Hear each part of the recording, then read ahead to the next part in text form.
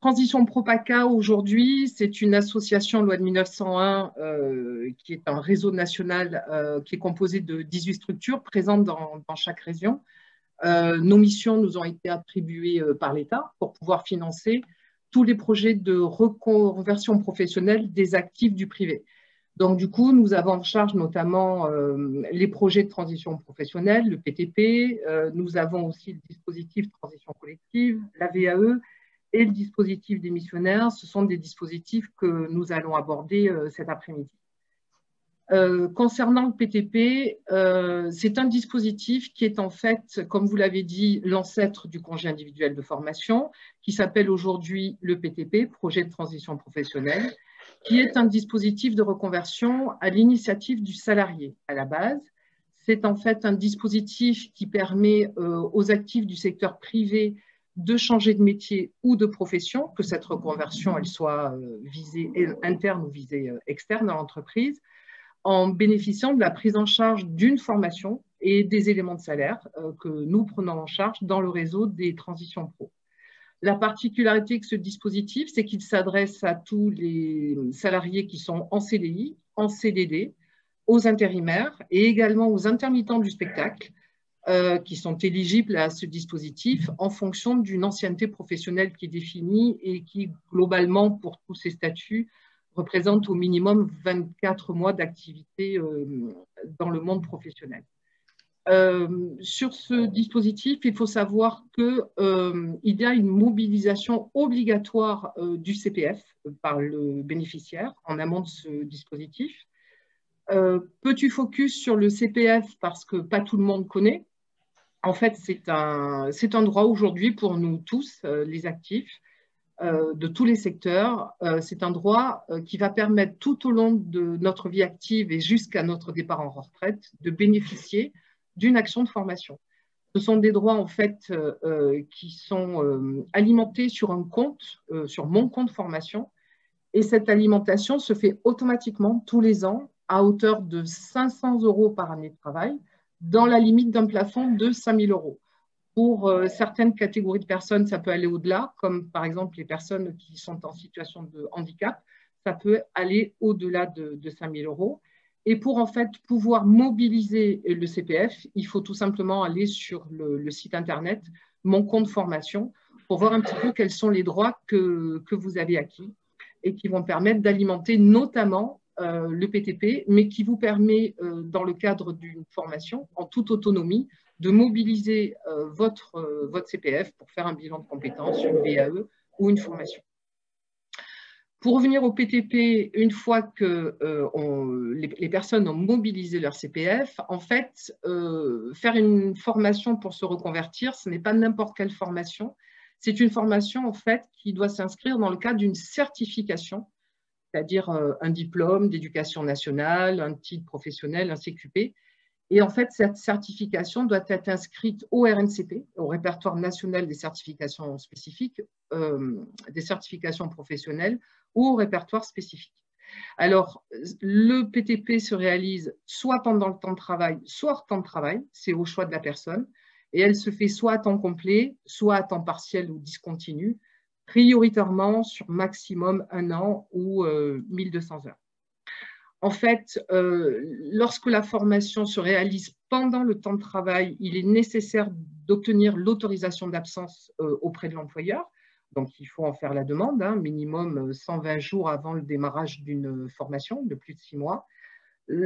Sachez que l'employeur ne peut pas refuser cette demande si elle est conforme aux attendus administratifs. Il ne peut que la reporter jusqu'à 9 mois. Ce qui est quand même une bonne nouvelle parce que si on envisage une formation cette année, mais qu'il y a un report, elle se fera automatiquement l'année prochaine. Sur le PTP, comment ça se passe? Évidemment, il va falloir faire une demande auprès de Transition Pro et de constituer un dossier en ligne sur un espace sécurisé. Il y a un espace sécurisé pour le bénéficiaire, pour l'organisme de formation et pour l'entreprise si cette formation est réalisée pendant le temps de travail, bien entendu. La finalisation de cette demande doit se réaliser maximum 3 mois avant la date de démarrage de la formation. Exemple, si vous envisagez une formation qui commence le 22 septembre, il faut que le dossier soit finalisé, par exemple, avant le 22 juin. Une fois que le dossier est constitué, il est étudié par nos services, il est instruit et selon des priorités nationales, régionales et des critères. Les critères relèvent de la cohérence d'un projet qui sera présenté par le bénéficiaire, de la pertinence du parcours de formation et des perspectives d'emploi. Et une fois que ce dossier est finalisé, passe devant la commission paritaire s'il est financé. Les personnes partent en formation au moment où elles ont décidé de le faire. Ça, c'est le premier dispositif présenté rapidement. Il y en a un autre, il est tout nouveau. C'est le dispositif Transition collective qui a été lancé par l'État en janvier 2021 dans le cadre de la crise économique et du plan de relance. Et contrairement au PTP, au démarrage de ce dispositif, c'est le dispositif qui reste à l'initiative de l'employeur. En fait, l'objectif de ce dispositif, c'est pour les entreprises de pouvoir anticiper les mutations économiques et éviter pour leurs salariés des ruptures de parcours trop brusques et éviter au maximum un licenciement pour accompagner les salariés volontaires vers une reconversion. Alors, il y a deux types d'entreprises qui vont être concernées dans un premier temps. Ce sont les entreprises en difficulté et qui vont permettre à leurs salariés de se former parce que l'emploi est menacé et de se reconvertir vers un métier porteur. Mais c'est également le cas différemment pour des entreprises qui ont, elles, des besoins en recrutement, qui ne sont pas forcément en difficulté et qu'à terme, à la fin de ce dispositif, pouvoir embaucher les salariés qui sont nouvellement formés et qualifiés pour répondre aux besoins de recrutement sur les bassins d'emploi.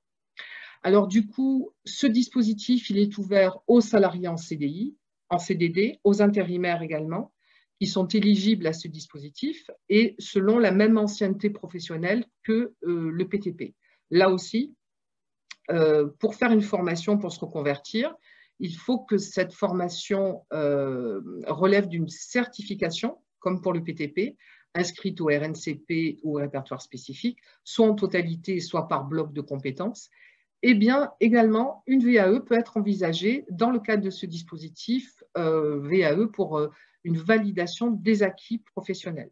Cette formation que peut envisager le bénéficiaire, elle peut se réaliser maximum sur 2 ans à temps complet ou sur maxi 2400 heures sur 24 mois à temps partiel ou à temps discontinu.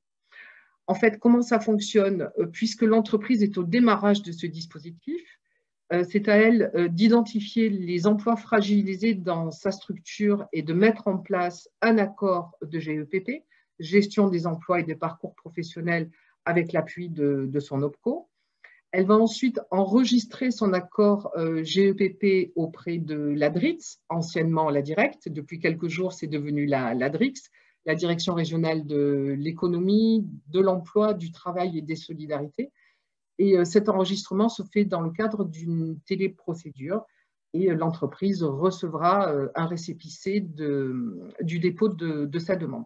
Elle va ensuite informer ses salariés qui sont éligibles au dispositif et ensuite les orienter vers un opérateur CEP parce que dans le cadre de Transco, de transition collective, l'accompagnement par un opérateur CEP est obligatoire et l'opérateur CEP fera une information collective et fera un accompagnement personnalisé de la personne pour qu'elle puisse se reconvertir sereinement. Ensuite, l'entreprise constituera son dossier auprès de Transition Pro sur son espace sécurisé, comme pour le PTP. Le salarié, lui, quant à lui, doit être volontaire pour intégrer ce dispositif. Il va donc élaborer un projet de reconversion avec son opérateur CEP sur un métier porteur qui doit être présent sur une liste qui est validée par le CREFOP en région. En général, cette liste aujourd'hui, elle est accessible auprès de nombreux partenaires, dont les opérateurs CEP, les OPCO, mais c'est une liste qui est aussi présente sur notre site. La personne doit demander une autorisation d'absence à son employeur, constituer son dossier auprès de Transition Pro Et une fois que le dossier est constitué, il passera en commission paritaire et la personne pourra démarrer sa formation si le dossier est financé. Il y a donc 3 acteurs privilégiés dans le cadre de ce dispositif. Les OPCO qui vont être en appui de l'entreprise pour réaliser l'accord GEPP, l'accompagnement du salarié par l'opérateur CEP. Il y a 3 opérateurs CEP aujourd'hui qui sont sur ce dispositif, la PEC pour les cadres, Cap Emploi pour les personnes en situation de handicap, et puis le réseau EVA, qui est l'opérateur privé en région PACA aujourd'hui. Et puis, dernier acteur, Transition Pro, pour prendre en charge le coût de formation et la rémunération des salariés selon les conditions de mise en œuvre du PTP. Tout dépendra du nombre de salariés dans l'entreprise. Il est indiqué en fait dans ce dispositif qu'en deçà de 300 salariés, nous prenons en charge la totalité du coût du dossier. Pour des entreprises qui sont jusqu'à 1000 salariés, il y aura une part à charge pour l'entreprise de 25% et pour toutes les entreprises de 1000 salariés, il y aura une part à charge de 60%. Dernier dispositif, et je crois que c'est le dernier dispositif dans le cadre de la formation professionnelle continue, c'est le dispositif démissionnaire qui, depuis 2019, permet à toutes les personnes en CDI de pouvoir donner leur démission et pouvoir prétendre à l'allocation d'assurance chômage dans le cadre d'un projet de reconversion professionnelle. Il faut que ce salarié démissionnaire ait au minimum 5 ans d'activité professionnelle pour pouvoir faire sa demande auprès de son employeur de sa démission. Obligatoirement, là aussi, comme pour le dispositif transition collective, le salarié doit bénéficier d'un accompagnement par l'opérateur CEP, toujours la PEC, les Cap Emploi et l'opérateur privé en région pour formaliser son projet avant de démissionner. Ensuite, le projet est présenté devant la commission paritaire de transition pro qui va décider du caractère réel et sérieux de ce projet. Ça sera soit un projet pour la création d'entreprise, soit un projet qui nécessitera une formation pour la reconversion. Et une fois que la commission paritaire de transition pro-PACA aura validé le caractère réel et sérieux, la personne pourra donner sa démission. Et dans ce cadre, le bénéficiaire aura 6 mois à compter de cette période-là pour démissionner. Il n'est pas obligé de le faire tout de suite. Et à l'issue de sa démission, une fois qu'il est inscrit à Pôle emploi, il aura encore 6 mois pour mettre en œuvre son projet de création d'entreprise ou son projet de reconversion. Vous voyez que là, tous les dispositifs sont accessibles en termes de reconversion professionnelle. Ils sont ouverts à beaucoup d'actifs.